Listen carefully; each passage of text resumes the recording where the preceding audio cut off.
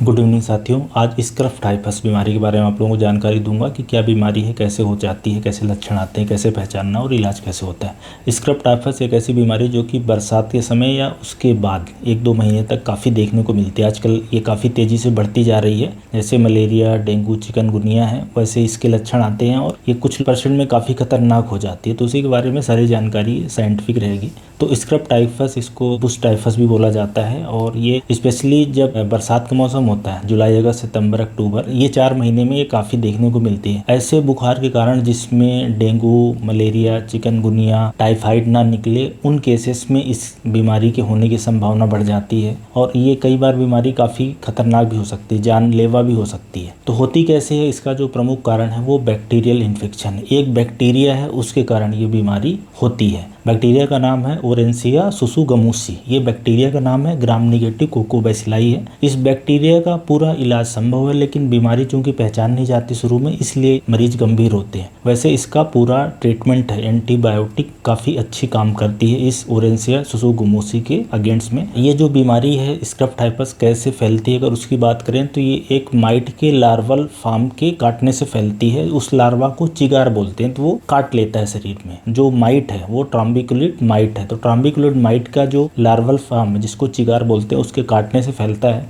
और ये जहाँ पे काटना है, ज़्यादातर बार जैसे कि गर्दन पे काटते हैं, छाती पे, हाथ पाँव में, तो वहाँ पे निशान भी आ जाता है। लक्षण में एक वो भी हो जाता है, जहाँ पे ये निशान आता है वहाँ पे काला सा निशान या कुछ काटने जैसा हो जाता है। इस निशान को स्चार बोलते हैं। अब ये स्चार ऐसा है जैसे किसी को सिगरेट से जला दिया गया हो। तो कुछ मरीजों में इसको देखा भी जा सकता है। अब ये डिपेंड करता है, वैसे ऐसा देखा गया है कि लगभग 10 से 20% लोगों में ये निशान मिल जाता है। अगर स्चार का निशान कहीं पे मिल जाए स्किन पे, तो ये माना जाएगा कि ये जो माइट का लार्वल फॉर्म है उसने काटा है और ये स्क्रब टाइफस ही होगा। तो ये एक बैक्टीरिया से होने वाली बीमारी है और ये बीमारी शुरुआत में पहचानी जाए तो बहुत अच्छा इलाज है। दवा खाने की जो एंटीबायोटिक है उससे इलाज पूरा इसका संभव है, लेकिन अगर लेट हो जाती है तो बहुत सीरियस हो जाता है। क्यों ये बीमारी खतरनाक होती है? क्योंकि ये बैक्टीरिया ब्लड में आने पे शरीर में पूरा फैलेगा और वास्कुलाइटिस कराता है। वास्कुलाइटिस मतलब जो ब्लड वेसल जिसमें खून जाता है शरीर में एक हिस्से से दूसरे हिस्सों में, उसमें इन्फ्लेमेशन करा देता है। उस कारण से समस्या आती है। तो अगर बीमारी ये बढ़ती है, इलाज किसी व्यक्ति को स्क्रब टाइफस का एंटीबायोटिक ना मिले, तो इसमें दिमाग खराब हो सकता है, मेनिंजाइटिस, इंसेफेलाइटिस हो सकता है, हार्ट खराब हो सकता है, लीवर खराब हो सकती है, किडनी खराब हो सकती है।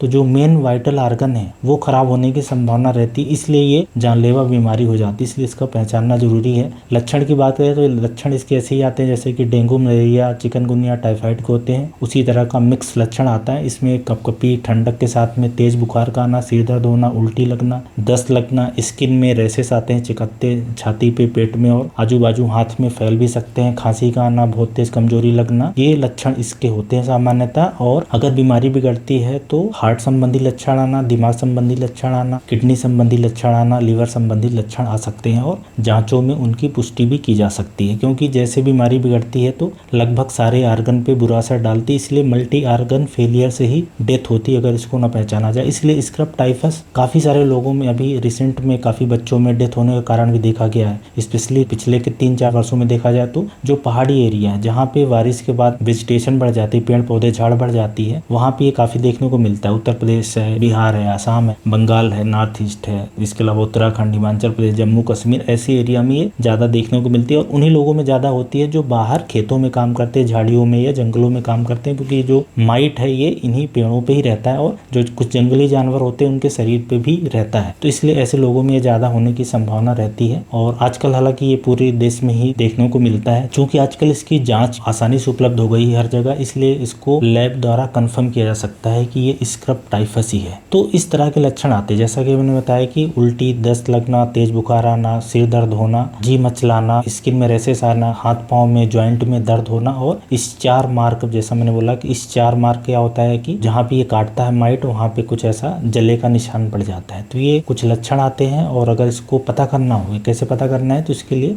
ब्लड टेस्ट उपलब्ध है। ब्लड टेस्ट में किट आती है, किट के द्वारा पता किया जा सकता है। उसमें जो एंटीबॉडी प्रोड्यूस करता है अपना शरीर, वो एंटीबॉडी किट से पता किया जा सकता है 1000-1200 रुपए की जांच में। अगर आईजीएम एंटीबॉडी है, मतलब अभी रिसेंट इन्फेक्शन है, और एक आईजीजी एंटीबॉडी होती है, वो पास्ट इन्फेक्शन के बारे में बताती है। किट से भी जांच आती है, एलाइजा टेस्ट भी किया जा सकता है और भी 1-2 मेथड होती है और डीएनए टेस्ट से इसका कंफर्मेशन हो सकता है। किट वाली मेथड आसान है, सस्ती है और आसानी से पता किया जा सकता है। ज्यादातर बार उसी से ही पता किया जाता है। कई बार ऐसा हो सकता है कि चूंकि एंटीबॉडी टेस्ट किया जाता है तो इसमें में निगेटिव आने की संभावना है। ऐसा हो सकता है कि जैसे अभी इन्फेक्शन हुआ है और अभी जांच कर लें तो शुरुआती इन्फेक्शन में कई बार ये जांच रिपोर्ट निगेटिव आती है, तो उस केस में फिर सीरियल टाइटर किया जाता है। तो ऐसा हो सकता है कि 2-3 बार ये स्क्रब टाइफस की जांच कुछ लोगों में करने की जरूरत पड़ जाए, पर ये जांच से पता चल जाता है। इसलिए मलेरिया, टाइफाइड, डेंगू, चिकनगुनिया के साथ में इस जांच को भी करवा लेना चाहिए, स्पेशली जब ये अगस्त, सितंबर, अक्टूबर में बुखार आती है। और अगर पता चलता है कि पॉजिटिव है तो जो दवाई है वो दवाई इसकी बहुत सस्ती और आसान है। एक डॉक्सीसाइक्लिन है जो ड्रग ऑफ चॉइस है, एंटीबायोटिक है, जिसको 15-20 दिन में ये इन्फेक्शन ठीक हो जाता है। जिन लोगों में डॉक्सीसाइक्लिन नहीं दे सकते उसमें एजिथ्रोमाइसिन करके आती है। कुछ लोगों में इससे भी रेजिस्टेंस रहता है तो एक रिफाम्पिसिन करके एंटीबायोटिक है, वो एजिथ्रोमाइसिन या डॉक्सीसाइक्लिन के साथ कॉम्बिनेशन में जा सकती है। तो मतलब कहने का है कि इसका इलाज बहुत आसान है, पर पता चल जाए। क्या होता है कि ज्यादातर लोग इस बीमारियों के बारे में बहुत अवेयरनेस नहीं है, ज्यादा जानकारी नहीं है, कोई जांच नहीं कराता। हालांकि अब होने लगी है तो ये इसका इलाज है। लेकिन अगर बीमारी बिगड़ जाती है, अगर बीमारी पहले हफ्ते से दूसरे हफ्ते में चली गई, एक हफ्ते तक इसका पता नहीं चल पाया, तो उस केस में दिमाग के अंदर इन्फेक्शन हो गया तो दिमाग में झटके लगना, बेहोशी लगना, कोमा में चले जाना, इस तरह के लक्षण आना, या हार्ट के अंदर हुआ मायोकार्डाइटिस होगी तो हार्ट की रिदम खराब होना, बीपी का कम हो जाना, फेफड़े में इन्फेक्शन हो सकता है, लीवर के इन्फेक्शन हो सकता है, किडनी में हो सकता है। तो ब्लड टेस्ट जैसे कराते हैं तो कई बार यूरिया क्रिएटिन बढ़ा मिलता है, कभी लीवर के एंजाइम बढ़े, एसजीओटी-पीटी बढ़ा मिलता है। इसके अलावा इसमें प्लेटलेट भी कम हो सकता है, डब्ल्यूबीसी बढ़ सकता है,